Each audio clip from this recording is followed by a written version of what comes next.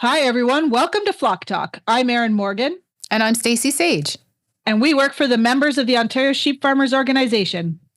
Today, we are interviewing Paula Menzies and focusing our questions on the common challenge of coccidiosis, as there are far too many topics we could interview Paula about today. Paula Menzies has dedicated over 40 years to animal health management, focusing on sheep and goats. She earned her DVM from the Ontario Veterinary College, completed an internship at the University of Saskatchewan, and a residency master's at UC Davis. After a year of private practice, she joined OVC's Faculty and Ruminant Field Service Group. Paula is a member of several veterinary associations, including the Small Ruminant Veterinarians of Ontario, and holds key positions in international sheep and goat organizations. Thank you so much for joining us today, Paula. Thank you for inviting me. Hey, can you start off by telling us about your journey into ruminant health management and what led you to specialize in small ruminants? Yeah, that's actually very interesting. When I was in vet school, I got very interested in the idea of health management.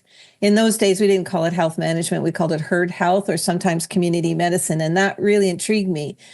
When I was doing my internship at Saskatoon, I did probably 90% beef cattle, saw very, very few sheep and goats there.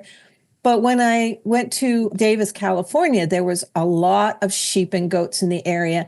And I got to work with some really knowledgeable veterinarians and some really interesting health problems. So when I came back to Canada, I brought that interest with me. I love cows, I really do. But I found that the small ruminant guys needed some veterinarians who were interested in the health of their animals. So that's kind of been my focus. Yeah. That's amazing. And we appreciate that focus very much at OSF. Absolutely.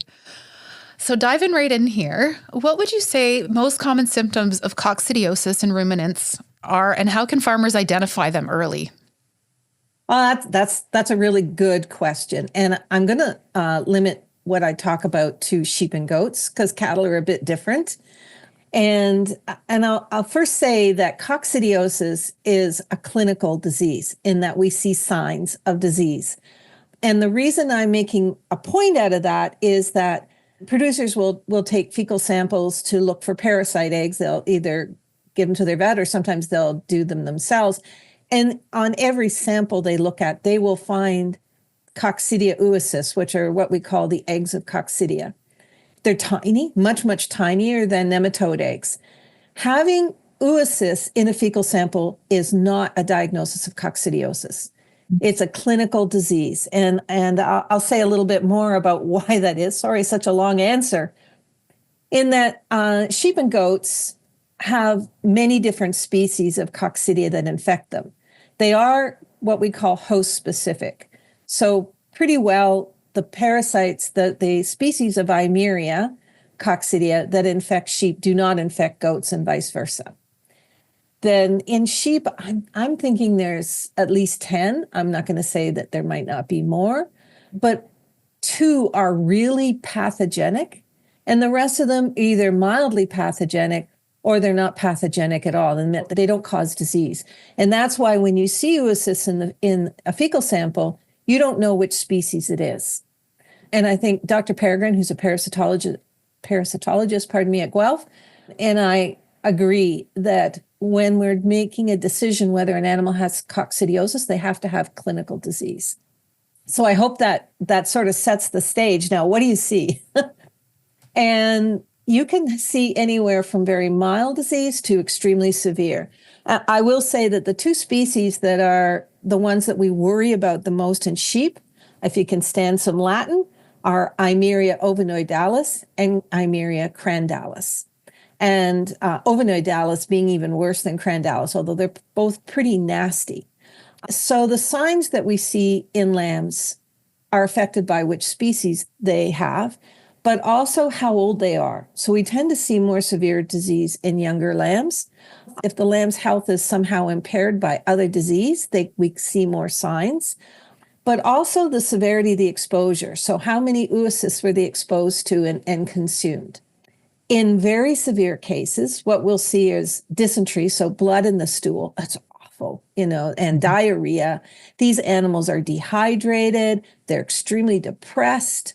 They are really sick. They're shaky. They may not even be able to stand up, and when they get very severely affected. And I have even seen cases with severe clinical coccidiosis where other bacteria will actually invade through the gut and give them a septicemia. And one of those bugs is Bieberstenia, which is terrible. I mean, these animals don't live. So that's the worst side of it. We can see lambs that don't have dysentery, but severe diarrhea. Again, they can be dehydrated. Sometimes the coccidia causes damage in the end of the large intestine and rectum, and they will strain and cry. And I've even seen them prolapse their rectum because of the pain they're in. With milder coccidiosis, decreased growth, obviously, soft stools. So normally they would have pelleted stools, but these stools are a little bit more like cow pie, and they will cling to the wool. So in colloquial terms, we will say they have daggy bums. They will look dirty in the back end. Now, other parasites can do the same thing, but if you've got housed lambs with daggy bums, then start thinking about whether coccidiosis might be an issue in that group of animals. Most lambs are going to develop immunity, and we usually start to feel secure in that immunity maybe at 6 months of age, maybe a little older, and it certainly could be younger. But this is a disease of lambs, not a disease of adults. And that goes back to what we see in the fecal samples. Because if you took a fecal sample from an adult sheep and you found cocci in it, oocyst, that's, again, not a diagnosis of coccidiosis. But they do shed low numbers, and they do serve to contaminate the environment. And before I forget to say this, yes, adult sheep can contaminate the environment with oocyst eggs, which will serve to infect lambs. But the biggest contributor of environmental contamination are infected lambs, where the disease isn't controlled. And if you remember way back when you first asked me this question, I said that the environmental contamination is a big issue on what kind of disease we see. And so just remember that if you have a few lambs with uncontrolled coccidiosis, this will build up in the environment so that if you have another lambing group, they may experience worse disease. Okay, so before we start talking about how we treat it, how do we know? So you've got a barn full of lambs that are not thriving. How do we know that it's cocci and not something else? Like, how do you go into a barn and diagnose that cocci is the problem? That's a really good question, because there, as you said, there's a lot of other diseases. And so I'm going to remember to say that coccidiosis is often not there alone in my experience, and that we will see. And I think those of you that have heard me talk about this disease, I will call pneumonia and coccidiosis twin demons, because they are often there together. And I've talked to other veterinarians who see something similar. Sometimes it's ORF or sore mouth, but something that may also impede the lamb's health. It could be nutritional, it could be a bunch of other things. So if you believe that you're seeing signs of coccidiosis, so diarrhea, poor growth, and so on, I think a veterinarian that you call in to take a look at these animals has to keep an open mind and say, what else could be going on in this group? And so there might also be pneumonia. There might also be other disease issues going on. I don't know if that answered your question, but it is complicated. Yes, we can do fecal samples at that time. I'll say a little bit about speciating the Eimeria that we have. So those of you that have done fecal egg counts and have seen these Coccidia oocysts in the feces, they're very tiny, and a lot of them look different from one another if you really have good eyesight. And there are people in the world that can, using a really good microscope, say, well, that's an oocyst from Crandalis, and that one is a non-pathogenic one. It is extremely time-consuming. So there's been a lot of work done to try to find better, easier, faster, more accurate ways of speciating. At this point, we don't have anything that's commercially available.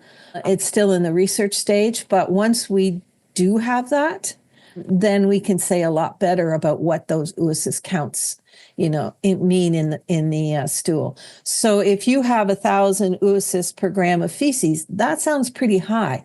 But again, it depends what it is. It could be ovinoidalis, and that's really, really serious. Or it could be, as I said, one of the non-pathogenic ones. Let me just say something about what makes a Coccidia species more pathogenic. Okay. Just to make sure people understand how that could be.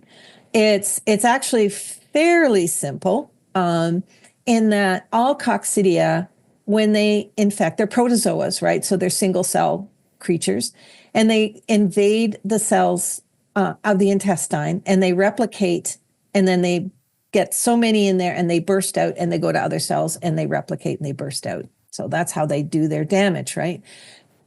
But with the less pathogenic ones, or the non-pathogenic ones, they only infect the small intestine. The small intestine has an amazing ability to heal pretty quickly. So where we see the biggest clinical disease is in the large intestine. Okay. That helps. So did I...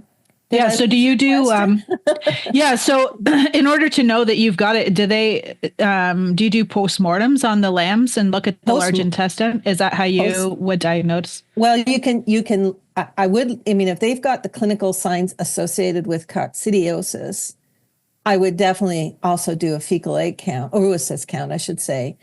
And unfortunately, if there were any losses, I would definitely want to do a postmortem.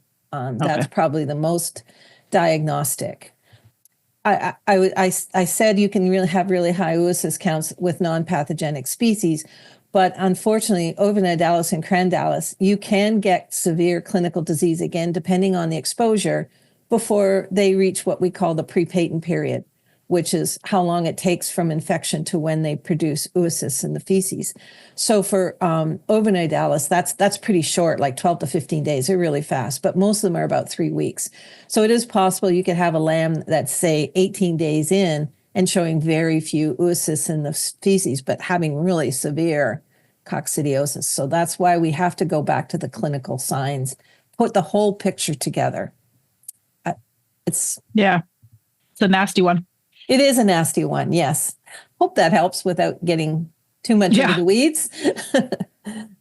Paula, I'm wondering if you could talk to us a little bit about your approach to treating coccidiosis in sheep. Okay, so treating or controlling. I mean, we can treat clinical cases. Hopefully we don't have to do that, but sometimes you get a call from a client and they are having a wreck, and you have to treat them. And so we treat individual animals then, that because we want to make sure they get a correct dose. And there is a product which is licensed for sheep called Baycox. And it is actually a pretty good treatment. With meat withdrawal is pretty long on it. So you have to warn the client that they can't ship that animal. I'm trying to remember. I think I could be, I guess I should have looked this up before, but it might be around 49 days or something. You have to be careful anyway. Yeah. The other one that's more commonly used is not licensed in sheep, and that's amprolium. And that can be used very effectively as a drench under the guidance of your veterinarian, again, and can be pretty effective. The Baycox is a little bit better because of the way it hits them in their life cycle, which I won't get into the weeds on, but both products will work. So then we are looking at controlling. And so we do have in Canada quite a few products that are licensed. We're very fortunate. And three of those products are feed additives, which you can buy off the floor, and feed's already made up. One of them is lasalacid, and it's what we call an ionophore antibiotic. And its relative, which is monensin. They're both licensed for control of coccidiosis in lambs, and they need to be fed according to what it says on the label. They're usually fed at a specific level to a concentration as a free choice feed, or in the case of monensin, rumensin, limit fed, and that will control the infection in those animals. The other product is decoconate, which I think is the trade name Decox. I don't know if there's another trade name. And it's put in the feed. at a specific level, and the animals consume it, and that will control the infection. The one thing I will say about putting an anticoccidial drug in the feed, it can be an excellent way if they actually eat the feed. And so intakes can be a challenge, particularly say if you have nursing lambs, which may not be eating a lot of creep yet. And I know producers and their veterinarians have fiddled a lot trying to figure out how to get it into them. Or if they're also sick, then they're not going to eat. So if they have pneumonia going through the barn, they may not eat enough. So failure to get a therapeutic dose means you're under-treating. The other issue with using a coccidiostat in the feed is they're not that effective when the challenges are really high. They just don't work very well. And so if you have a situation where the oocysts have built up in the environment, there may be nothing wrong with the drug, nothing wrong with the intakes, but it just can't handle the overwhelming load. Can there be resistance? Yes, there can be. It's very difficult to demonstrate true resistance. So if you feel that an anticoccidial drug is not working for you, talk to your vet about other reasons and maybe alternative therapies. The amprolium for cattle has been available in the water or the feed. Personally, I don't like it. I don't want to go into the reasons for that, but I just think it's not as good a choice. But we do have Baycox tetrazoral, which again is given orally to the animal. It's not put in the feed or the water. And it has a very specific purpose. It's really effective. It works completely different than the other anticoccidial drugs in that I don't go into the details unless you ask me, but it has to be a timing issue. So you want to give it to the lambs about a week before you see clinical disease in the group. So if you're seeing clinical disease at 4 weeks of age, then you give it at 3 weeks. You don't give it to the whole group at once. You actually give it to them at the right age. If a lamb gets it too late, then it's not as effective. And also that lamb is now contaminating the environment and may get sick. If you give it too early, it might not be there when the big challenge is. It does have persistence. It's probably effective for about 20 days. And so it gives that protection there for the first few weeks. You're reducing then the environmental contamination as well as keeping those lambs healthier. And so I'm not saying use that and don't use anything else. Again, that's for you and your veterinarian to decide. But it is another tool, particularly for producers that are having real difficulty in those nursing lambs. I've heard stories from veterinarians that it's been very important in the toolbox. Very important. Excellent. Yeah. Yeah. So now let's talk about some other tools in the toolbox. Environmental management. Yes. So I know that treatment is important and having lots of tools in the treatment toolbox is important, but also managing the environment. How can producers manage the environment in the barn to limit outbreaks or maybe eliminate them altogether? Is there a way that, we can manage bedding, or what are the different ways that we can address this from a management standpoint? Really excellent question, because probably I know that some guys don't want to use any medications in their animals because of their management system, or whether they're organic or whatever, that you can't use antibiotics like Monensin and Lasallicet are both considered antibiotics. So, but it doesn't matter whether you're a conventional producer or you're trying to be organic. Environmental control is really critical. So the oocysts love the environment in the barn. They're really, really happy in the cool, moist conditions. They can survive for long, long periods of time.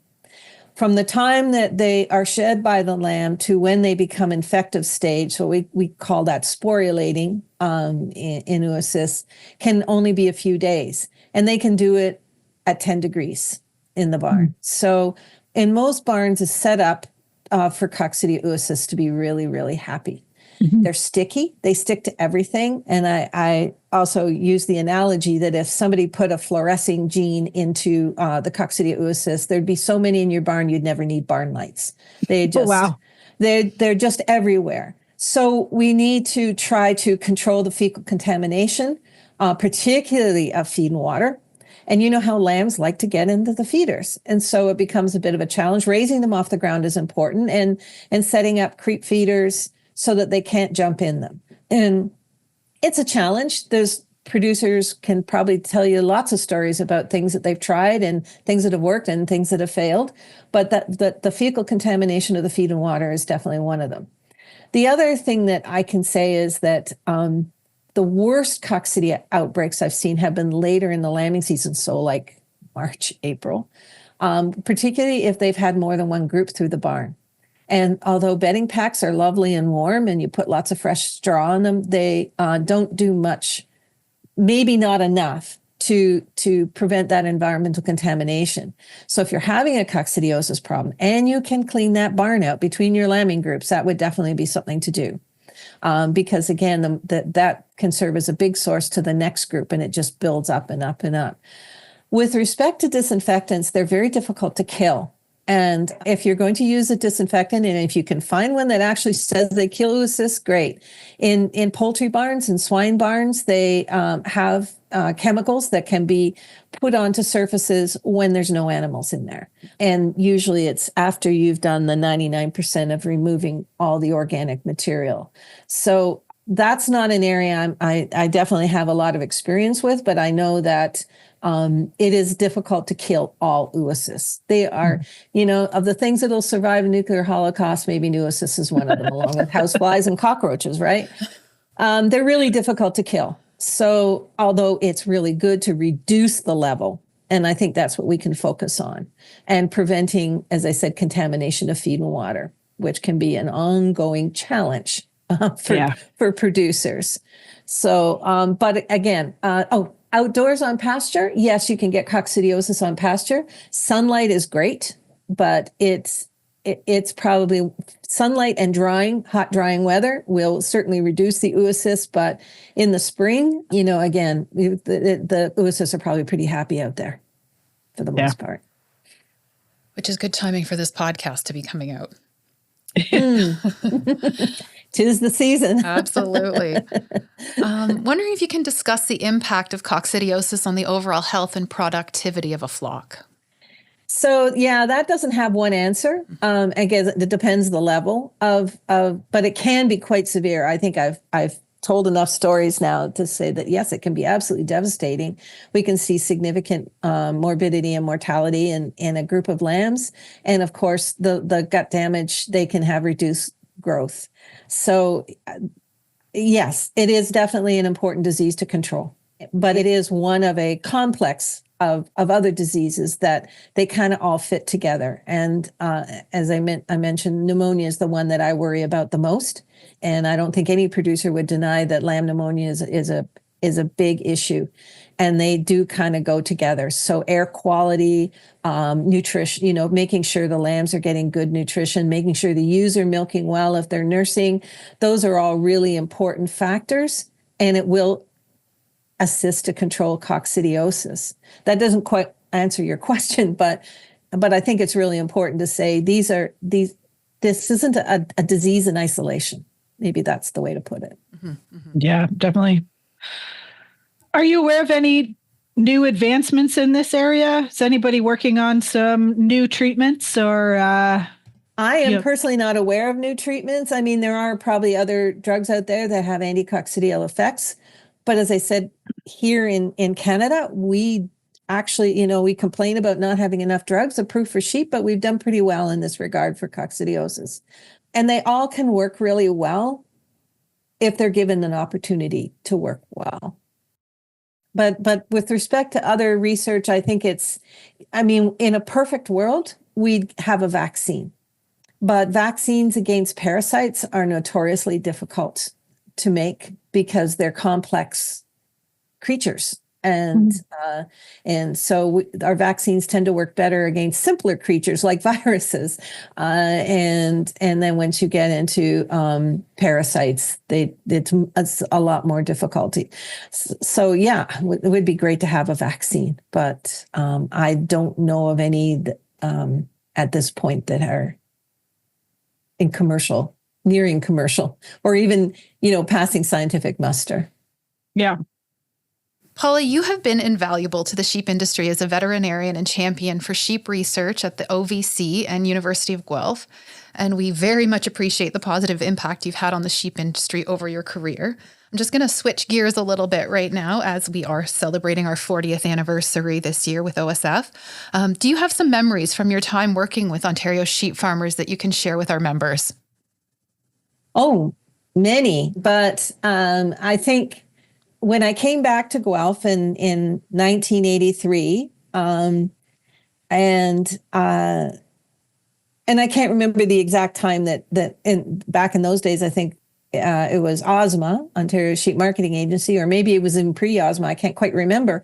I can't remember the exact first contact I had, but what I do remember is going to Sheep Focus and in Markham and Lindsay and meeting the producers and meeting the staff at OMAF. In those days, it keep changing. OMAF, OMAFRA, OMAF, OMAFA, but and working with them was gigantic. John Martin at OMAF and oh man, so many. I'm trying to remember names now, but also the producers and the chairs of OSMA at the time. It was great. Yeah. Well, we have really appreciated all the work that you do for our producers. And thanks so much for joining us today, Paula. Well, thanks again for giving me the opportunity. And I think you were going to mention about where more resources could be found. Absolutely. Okay. So yeah. I have it noted here that if anybody is looking for more information about Paula's work and research, there's a parasite resource document on the Ontario Sheep Farmers website at ontariosheep.org. Is it in the, now I can't remember. Parasite handbook. The Parasite Handbook. Yes, yes, that Dr. Peregrine and others and myself had started developing with our nematode work, but we added coccidiosis to it as well. Yeah. Fantastic. And it was updated in 2019, but I understand that there's some work being done to update it again. So it's a living document. It is a living document. And as we understand more about parasites in Canadian sheep, then we update it, particularly based on some of the research that's coming out of various institutions in Canada. Excellent. So people can check out that resource on our website. And we'll add it to the show notes as well. All right. Thanks very much. Thank you, Paula. And thank you to our listeners. Hi, Erin. We know that the Ontario provincial election is coming up on Thursday, February 27th. Is there anything that Ontario sheep farmers should know about that going into the election time? Yes, we know that sheep farmers are having lots of meetings with candidates in the last couple of weeks of the election buildup. And so we have created a 2025 provincial election priorities document that you can find on our website under the advocacy section. And we have a few priorities that we are raising, most importantly, improving the provincial predation program and also increasing access to veterinarians and veterinary drugs. Improvements to the PAWS Act, supporting interprovincial trade programs, and increasing the province's research investment. So you can find lots of details in the two documents that are shared on our website. One includes some questions that you can ask candidates on these important issues, and the other is a backgrounder with lots of background information on each one of these election priorities. So we hope that you'll check it out and ask these questions at the meetings and report back on what you learn. If you enjoyed this episode of Flock Talk, please subscribe through your podcast app to receive alerts for our future episodes, and please share our podcast with your friends.